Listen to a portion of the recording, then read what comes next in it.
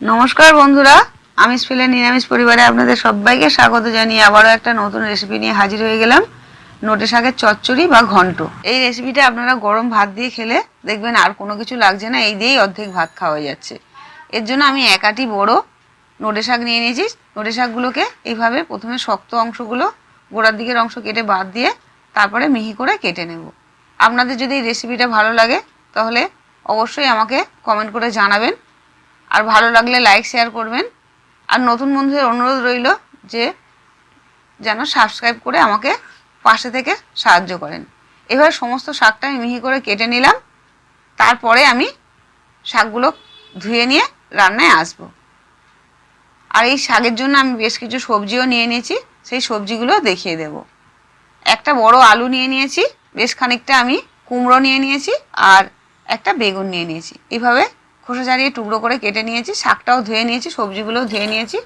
এবার কড়াতে প্রথমে আমি 6-8টা বড়ি, বিউলি ডালের বড়ি, এটা ভালো করে হালকা করে ভেজে নিয়ে তারপর এতে আমি সাদা তেল ব্যবহার করব।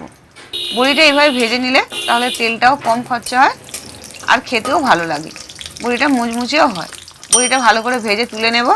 এই বড়িটা আমার হাতে দেয়া, আমার রেসিপির লিঙ্কে দেয়া আছে, অবশ্যই বড়ি বানানোর রেসিপি যদি দেখতে চান দেখে নিতে পারেন। বড়িগুলো তুলে নিলাম। তারপর ওই তেলের মধ্যে আমি কেটে রাখা আলুটা ভেজে নেব। এভাবে সমস্ত সবজি ভেজে নিলে রান্নার টেস্ট খুব ভালো হয়। সামান্য একটু নুন দিয়ে দিলাম, নুন দিয়ে আলুটা ভেজে নেব। আলুটা ভাজা হয়ে গেলে বেগুন আর কুমড়োটাও ভেজে নেব। এবার কুমড়োটা দিয়ে দিলাম, কুমড়োটা দিয়ে মিনিট 2 মতন একটু ভেজে নিয়ে তারপর এতে আমি কেটে রাখা বেগুনটাও দিয়ে দেব। এবার সবজিটা আমি হালকা করে ভেজে তুলে নিয়ে তারপরে এতে আমি মশলা ব্যবহার করব। বেগুনটা ভাজার সময় সামান্য একটু হলুদ দিয়ে দেব। আগে যেহেতু নুন দিয়েছি এখন নুন দিলাম না, রান্নাটা কষানোর সময় আমি পরে নুন ব্যবহার করব। হলুদটা দিয়ে ভালো করে নাড়াচাড়া করে মিনিট 2 ভেজে নিয়ে তুলে নিলাম। সবজিটা তুলে নিয়ে ওই তেলের মধ্যেই আমি ফোড়ন দেব। এই রান্নায় বেশি তেল মশলা আমি দেব না, খুবই কম তেল মশলার রান্না, কিন্তু খেতে খুবই সুস্বাদু হয়। সবজিটা তুলে নিয়েছি। এবার ওই তেলের মধ্যেই 2টো শুকনো লঙ্কা, 1 চামচ 5 ফোড়ন দিয়ে দিলাম। দিয়ে ভালো করে মশলাটা ভাজা হয়ে গেলে তারপর এতে সামান্য হাফ পিঞ্চের মতন আমি হিং ব্যবহার করলাম। আপনারা যারা পেঁয়াজ রসুন খান সামান্য একটু পেঁয়াজ এই সময় কুচিয়ে দিতে পারেন। হিঙের গন্ধটা চলে গেলে, ভাজা হয়ে গেলে তারপর এতে আমি হাফ চামচ হলুদ, হাফ চামচ আদা বাটা আর হাফ চামচ কাঁচা লঙ্কা থেঁতো করে দিয়ে দিলাম। একটু জল দিয়ে ভালো করে মশলাটা কষিয়ে নিলাম যাতে মশলাটা বসে না যায়। মশলাটা ভালো করে কষিয়ে নিয়ে তারপর এর মধ্যে আমি সামান্য পরিমাণ ধনে গুঁড়ো আর সামান্য পরিমাণ জিরে গুঁড়ো দিয়ে দিলাম। হাফ চামচের মতন হবে। খুব বেশি মশলা এই রান্নায় দেবেন না, তাহলে রান্নাটা খেতে ভালো হয় না। একটু ভাজা ভাজা হয়ে গেলে তারপর আমি 1 চামচ সর্ষে আর পোস্ত বেটে নিয়েছিলাম, একটা কাঁচা লঙ্কা একটু নুন দিয়ে সেই বাটা মশলাটা দিয়ে দিলাম। আপনারা যারা পোস্ত খাবেন না তারা এর মধ্যে 4 মগজ বা তিলও 1 চামচ বেটে দিতে পারেন। মশলাটা ভাজা হয়ে গেলে তারপরে আমি কুটে রাখা শাকটা দিয়ে দিলাম। 8 চামচ চিনি দিয়ে দিলাম আর সামান্য পরিমাণ নুন দিয়ে দিলাম যাতে ভালোভাবে সেদ্ধ হয়ে যায়। এই সময় ভালো করে শাকটা কষিয়ে নিয়ে তারপরে এতে আমি সবজিগুলো দিয়ে দেব। ভাজা সবজিগুলো দিয়ে দিলাম। সবজিটা দিয়ে একটু নাড়াচাড়া করে নেব।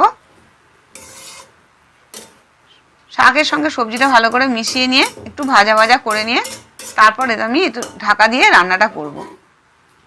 এখন জল ব্যবহার করব না, একটু ভালো করে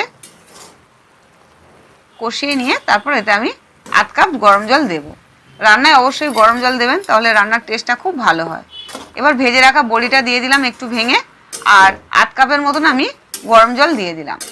রান্নায় খুব বেশি জল দেবেন না, শাকটা একটু মাখো মাখো গা মাখা হলেই খেতে ভালো হয়। মিনিট 5 পরে ঢাকা খুলে দেখে নিলাম সেদ্ধ হয়ে গেছে। সবজিগুলো একটু ঘেঁটে দিলাম। আলু আর কুমড়োটা একটু ঘাঁটা ঘাঁটা করে দিলে তাহলে রান্নাটা একটু মাখো মাখো হবে। দেখুন কেমন হয়েছে। এটা একটা ভাজা মশলা দিয়ে নামিয়ে নেব। হাফ চামচ ধনে আর হাফ চামচ জিরে ভেজে গুঁড়ো করে রেখেছিলাম, আর তার সঙ্গে 2টো ছোটো এলাচ দিয়ে গুঁড়ো করে রেখেছিলাম। সেই ভাজা মশলাটা দিয়ে দিলাম। এটা মিনিট 5 করে আমি পরিবেশন করব। গরম ভাত দিয়ে অবশ্যই এই রেসিপিটা খাবেন, এমনকি রুটি পরোটা দিয়েও খেতে খুব ভালো লাগে। এইরকম সব নতুন নতুন রেসিপি দেখার জন্য অবশ্যই আমার চ্যানেলটা সাবস্ক্রাইব করে রাখবেন। আবার ফিরে আসবো নতুন নতুন রেসিপি নিয়ে। সুস্থ থাকবেন, ভালো থাকবেন, নমস্কার।